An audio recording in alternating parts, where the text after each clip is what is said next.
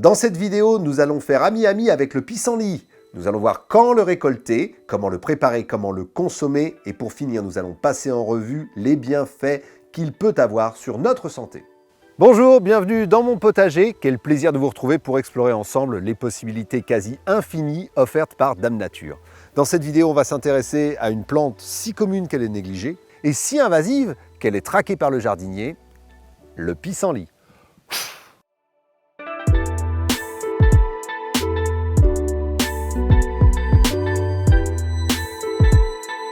Le pissenlit porte bien son nom, comme on va le voir, mais il est également appelé dent de lion, groin de porc, laitue de chien et salade de taupe. On se croirait dans une tribu amérindienne.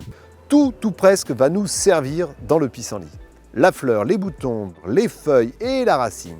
Pour le récolter, choisissez avant tout un terrain non pollué et meuble, ou alors récoltez-le après une pluie par exemple, pour l'extraire facilement. Le pissenlit sort de terre au printemps et dure jusqu'à la fin de l'automne. Récoltez vos pissenlits le matin, les fleurs se transforment en un après-midi en graines. S'agissant d'une plante poussant au sol, vous prendrez bien sûr la précaution de la laver dans 2 bains de vinaigre successifs avant de la rincer abondamment à l'eau. La meilleure manière de consommer le pissenlit, la plus simple sans doute, est de vous préparer une tisane. Je vous recommande la plus simple de toutes, avec les fleurs seulement. Sa feuille, choisissez les plus vertes, se consomme en salade. Cela vous donnera un mesclin profitable. Un petit truc sympa. Vous voyez les boutons encore fermés? Conservez-les dans du vinaigre et ils remplaceront avantageusement les câpres avec un goût exquis.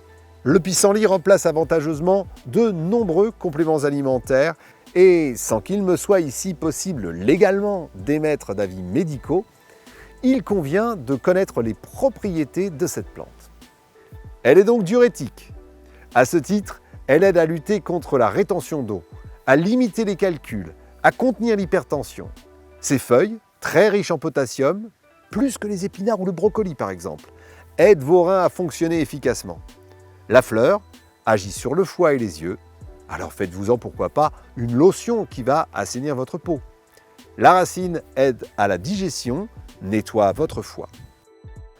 Voilà, désormais vous ne regarderez plus cette plante de la même manière. Et d'ailleurs, sachez que les abeilles, qui se trompent rarement, l'ont élue parmi leurs plantes mellifères favoris. N'ayez plus peur de manger des pissenlits par la racine, c'est source de vitalité. Laissez vos commentaires sous la vidéo, posez-moi vos questions, aucune n'est sotte et tout le monde profite de nos échanges. Comme dirait le poète, il n'y a qu'ensemble qu'on sera plusieurs. À bientôt.